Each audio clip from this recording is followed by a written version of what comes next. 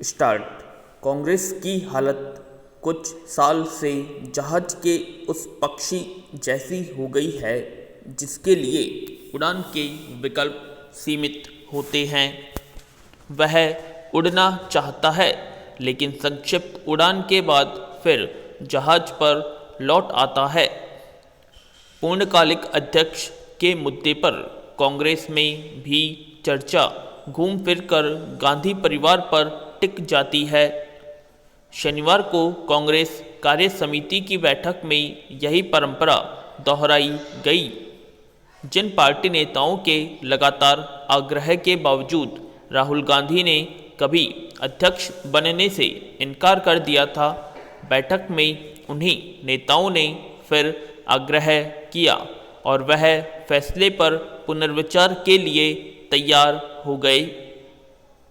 Party के दिग्गज नेताओं की कवायद से फिर साफ हो गया कि नेतृत्व के मामले में कांग्रेस के पास या तो विकल्प ही सीमित है या वह परिवार मोह से मुक्त नहीं होना चाहती।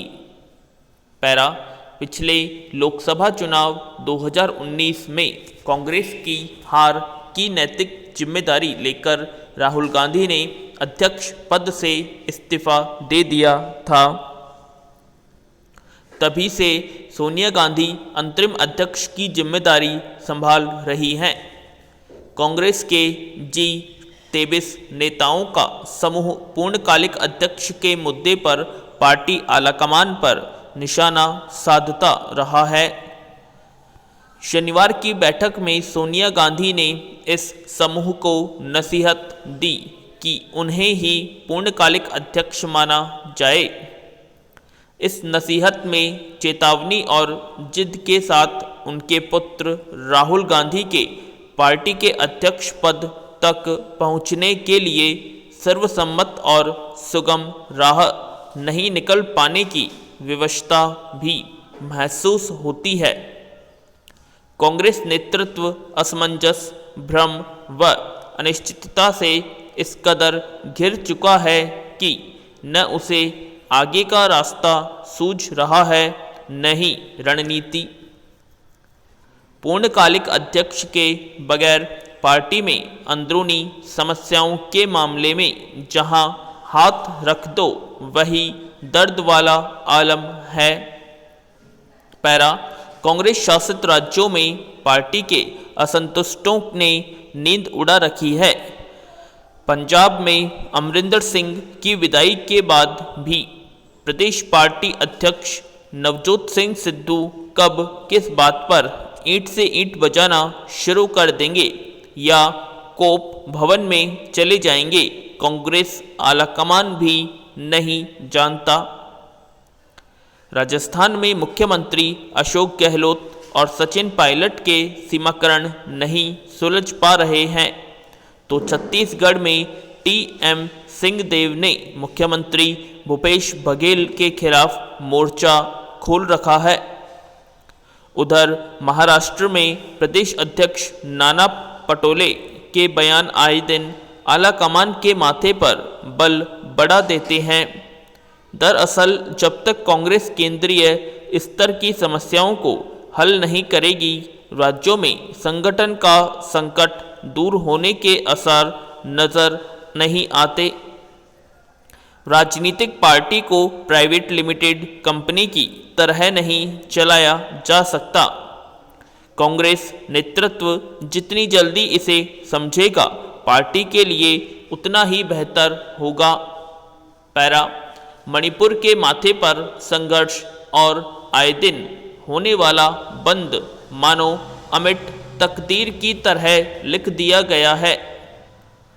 आभूषणों की भूमि और भारत का स्विट्जरलैंड माने जाते इस राज्य में बंद का आलम यह है कि साल के 365 दिनों में करीब 100 दिन ही स्कूलों में पढ़ाई हो पाती है। मुख्य राजनीतिक दल कांग्रेस और भाजपा दोनों इन बंद को हमेशा के लिए बंद करने के दावे वादे करते रहे हैं। ऐसा नहीं कि दावा जुलाई 2021 में केंद्रीय गृह मंत्री अमित शाह ने किया था कि मणिपुर में 4.5 साल की एनडीए सरकार के दौरान कोई बंद नहीं हुआ, मगर बंद है कि बंद होने का नाम नहीं ले रहे।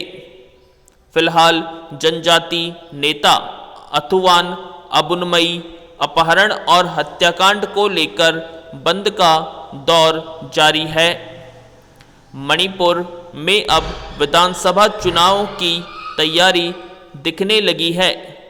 भाजपा के राष्ट्रीय अध्यक्ष जेपी नड्डा राज्य में पार्टी का चुनाव अभियान शुरू कर चुके हैं।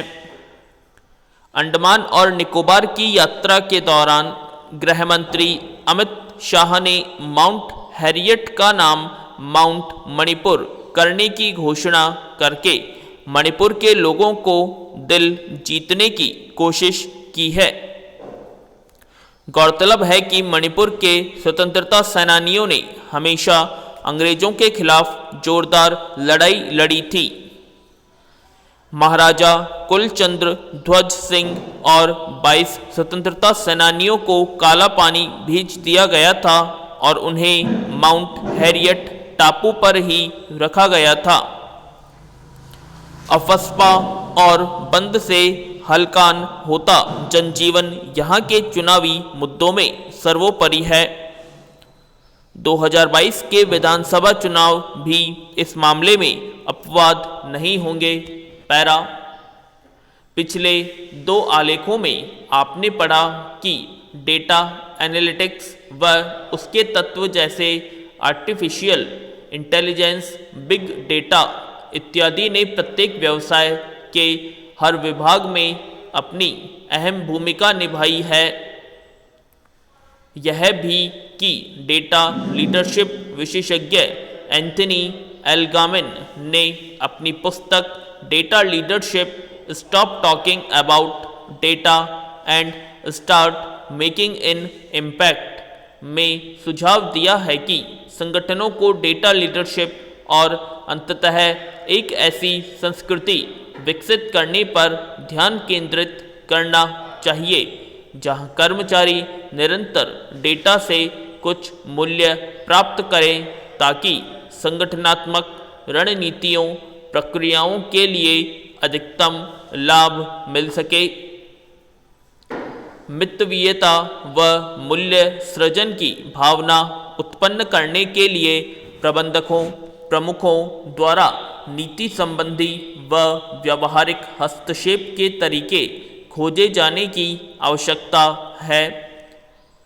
डेटा लीडर्स को सुनिश्चित करना चाहिए कि बिग डेटा की प्रकृति के प्रति कर्मचारियों के बीच संवेदनशीलता व मूलभूत समझ हो और वे विशाल मात्रा के तथ्यों से अभिभूत हुए बिना वर्तमान उद्देश्यों पर ध्यान केंद्रित करने का महत्व समझते हों। सभी कर्मचारियों को डेटा और सूचना के बीच अंतर करने में सक्षम होना चाहिए और यह स्वीकार करना चाहिए कि संदर्भ में परिवर्तन के साथ डेटा की प्रासंगिकता बदल जाती है। इस कारण विशेषज्ञ मानते हैं कि मूल्य को अनुकूलित करने के लिए उपकरण के रूप में डेटा के उपयोग की भावना होना वर्तमान परिदृश्य में एक लीडर के लिए उच्च प्राथमिकता वाला कौशल है। डेटा संगठन विकास को बढ़ावा तो देता है, किंतु एक कार्यात्मक व उच्च प्रदर्शन वाला तंत्र विकसित करने के लिए सक्षम नेतृत्व जरूरी है। पैरा डेटा का एक समरूप प्रारूप में निस्पंदन और उसे संशोधित किया जाता है ताकि आवश्यकता पड़ने पर इसे उपलब्ध कराया जा सके। इसमें सिस्टम सिक्योरिटी मानकों के साथ पुष्टि करने के लिए डेटा की गुणवत्ता में सुधार किया जाता है और संगठनात्मक रणनीति समझने व उपयोग करने के लिए आकर्षक बनाया जाता है। इसके लिए आईटी विभाग के पास मास्टर डेटा रणनीति और अद्यतन मेटा डेटा होना चाहिए।